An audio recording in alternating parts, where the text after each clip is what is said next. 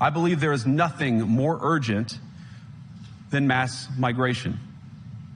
Today, almost 1 in 5 people living in this country moved here from abroad. That is, of course, an all-time high. It's a similar number, by the way, in the United States, also an all-time high. The number of immigrants who entered the EU from non-EU countries doubled between 2021 and 2022 alone, and of course, it's gotten much higher since. And we know this situation, it didn't materialize in a vacuum.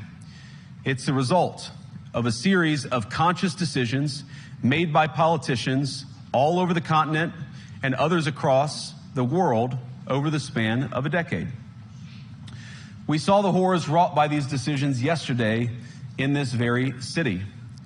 And of course, I can't bring it up again without thinking about the terrible victims who had a beautiful winter day in Munich ruined. Our thoughts and prayers are with them and will remain with them. But why did this happen in the first place? It's a terrible story, but it's one we've heard way too many times in Europe and unfortunately too many times in the United States as well.